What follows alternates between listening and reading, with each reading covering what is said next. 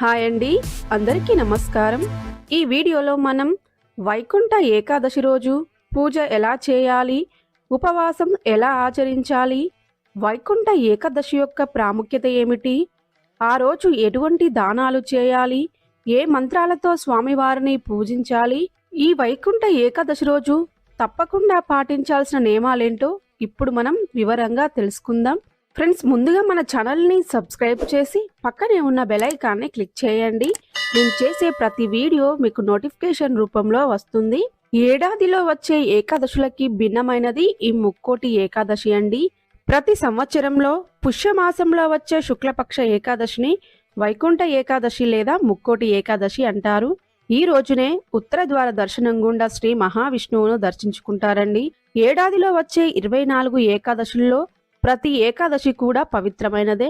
ఈ వైకుంఠ ఏకాదశిని సూర్యమానాన్ని అనుసరించి జరుపుకుంటారు. మిగతా ఏకాదశులన్నింటినీ చంద్రమానం ప్రకారం జరుపుకుంటారండి.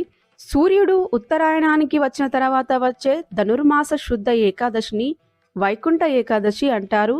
ఈ ఏకాదశిని ముక్కోటి ఏకాదశి, స్వర్గద్వార ఏకాదశి అని పిలుస్తారు.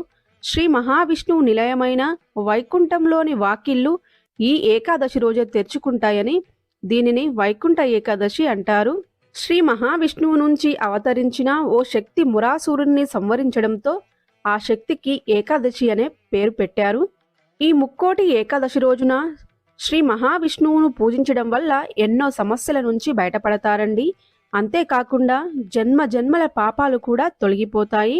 ఆషాఢ శుద్ధ ఏకాదశి నాడు పాల సముద్రంలో పాలకడలిపై యోగ నిద్రలోకి వెళ్లిన శ్రీ మహావిష్ణువు కార్తీక శుద్ధ ఏకాదశి నాడు యోగ నిద్ర నుండి మేల్కొని శ్రీదేవి భూదేవితో కలిసి గరుడ వాహనం మీద వైకుంఠానికి రాగా వైకుంఠ ఉత్తర ద్వారం వద్ద సకల దేవతలు శ్రీ మహావిష్ణువును పూజించారు. అందువల్ల దీనిని వైకుంఠ ఏకాదశి అనే పేరుతో పిలుస్తారండి. తనకు ఎంతో ప్రీతి అయిన ఈ వైకుంఠ ఏకాదశి రోజునే శ్రీ మహావిష్ణువు ముక్కోటి దేవతలతో భూలోకానికి వస్తారు. అందుకే దీనిని ముక్కోటి ఏకాదశి అనే పేరుతో పిలుస్తారు. ఈ ముక్కోటి ఏకాదశి రోజు వైష్ణవ ఆలయానికి వెళ్ళి విష్ణుమూర్తిని ఉత్తర ద్వార దర్శనం చేసుకుంటే జన్మ జన్మల పాపాలు తొలగిపోయి పుణ్యలోకాలైతే ప్రాప్తిస్తాయి. ఈ ముక్కోటి ఏకాదశి నాడు ఉపవాసం ఉంటే మిగతా ఏకాదశులలో కూడా ఉపవాసం ఉన్న పుణ్యఫలం కలుగుతుంది. ఈ ఒక్క ఏకాదశి 3 కోట్ల ఏకాదశులతో సమానమైన పవిత్రతను సంతరించుకున్నదండి. ఈ ఏకాదశి రోజు బ్రహ్మ ముహూర్తంలో నిద్రలేచి విష్ణుమూర్తి దర్శనం చేసుకుని ఉపవాసం ఉంటే అఖండ ఐశ్వర్యం కలుగుతుందండి. వైకుంఠ ఏకాదశి రోజున నియమ నిష్టలతో వ్రతము ఆచరించే వారికి మరో జన్మంటూ ఉండదని పురాణాలు చెబుతున్నాయి. ఈ వైకుంఠ ఏకాదశి రోజు ఉదయాన్నే నిద్రలేచి ఇల్లంతా శుభ్రం చేసుకుని గడపకి పసుపు కుంకుమ పువ్వులతో అలంకరించి తోరణాలు కట్టాలి. తలస్నానం చేసి పసుపు రంగు వస్త్రాలను ధరించి పూజా మందిరమును శుభ్రపరిచి పూజా మందిరంలోని దేవుడి విగ్రహాలని, ఫోటోలని గంధం కుంకుమ పువ్వులతో అలంకరించాలి. మీరు ఎక్కడైతే ఏకాదశి వ్రతం చేయాలి అనుకుంటున్నారో అక్కడ పసుపు నీటితో శుభ్రం చేసి అష్టదళ పాదపద్మం ముగ్గు వేసి ఆ ముగ్గుకి గంధం కుంకుమ బొట్లు పెట్టి ఆ ముగ్గు మీద పీటను పెట్టి ఆ పీట మీద పసుపు రంగు వస్త్రాన్ని పరిచి విష్ణుమూర్తి లక్ష్మీదేవి కలిసి ఉన్న ఫోటోని గాని విగ్రహాలను గాని పెట్టుకుని గంధం కుంకుమ పువ్వులతో అలంకరించి దీపారాధన కోసం దీపారాధన కుందులని కూడా ఏర్పాటు చేసుకోవాలి. మనం ఏ పూజ చేసినా గణపతిని పూజిస్తాము కాబట్టి గణపతి విగ్రహాన్ని కూడా పెట్టుకోవాలి. ఈ విధంగా అలంకరించుకున్న తర్వాత ఏకహారతి గాని అగరువత్తిని గాని వెలిగించి దీపారాధన చేయాలి. దీపారాధన చేసి దీపాలపైన అక్షంతలు గాని కుంకుమ గాని వేసి నమస్కారం చేయాలి. పూజా సామాగ్రినన్నింటినీ పక్కన పెట్టుకుని మాత్రమే పూజను మొదలు పెట్టాలండి. పూజ చేస్తూ మధ్య మధ్యలో అయితే అసలు లేవకూడదు. ముందుగా గణపతిని ధ్యాన శ్లోకంతో పీఠం మీదికి ఆహ్వానించాలి. తర్వాత ఆచమనం చేయాలి. ఓం కేశవాయ నమః, ఓం నారాయణాయ నమః, ఓం మాధవాయ నమః అంటూ 3 సార్లు పంచపాత్రలోని నీటిని ఉద్దరణితో చేతిలో పోసుకొని తాగాలి. తర్వాత చేయి కడుక్కోవాలి. మిగిలిన 24 నామాలను చదవాలి. తర్వాత ప్రాణాయామం చేయాలి. భూశుద్ధి మంత్రాన్ని చదవాలి. తర్వాత సంకల్పం చెప్పుకోవాలి. తర్వాత చేయి తుడుచుకొని కలశ పూజ చేయాలి. కలశ పూజ చేసిన తర్వాత కలశంలోని నీటిని దేవుడి ఫోటోల పైన పూజా సామాగ్రి పైన చల్లాలి. ముందుగా మనం ఏ పూజ చేసినా గణపతిని పూజించాలి కాబట్టి గణపతికి షోడశోపచార పూజ చేయాలి. గణపతిని పీఠం మీదికి ఆహ్వానించి ఆసనం సమర్పయామి అంటూ ఆసనాన్ని సమర్పించాలి. పాదయోపాద్యం సమర్పయామి, అస్తయో అర్ఘ్యం సమర్పయామి అంటూ అర్ఘ్యపాద్యాలను అయితే సమర్పించాలి. తర్వాత ఆచమనీయం చేయాలి. స్నానం సమర్పయామి అంటూ పంచపాత్రలోని నీటిని ఉద్దరణితో తీసుకొని స్నానం చేపించాలి. వస్త్రయజ్ఞం సమర్పయామి అంటూ వస్త్రాన్ని సమర్పించి వస్త్రాలు లేకుంటే అక్షంతలు వేసి నమస్కారం చేసుకోవాలి. గంధం కుంకుమ సమర్పయామి అంటూ గంధం కుంకుమ బొట్లు పెట్టాలి. పుష్పాభరణం సమర్పయామి అంటూ పుష్పాలు ఆభరణాలను గణపతికి సమర్పించాలి. ఇక్కడ గణపతి యొక్క 108 నామాలు చదువుతూ పువ్వులతో గాని అక్షంతలతో గాని పూజ చేయాలి. ధూపం ఆగ్రాపయామి అంటూ ధూపం చూపించాలి. దీపం దర్శయామి అంటూ దీపాన్ని చూపించాలి. తర్వాత అక్షంతలు వేసి నమస్కారం చేయాలి. నైవేద్యం సమర్పయామి అంటూ నైవేద్యాన్ని నివేదించాలి.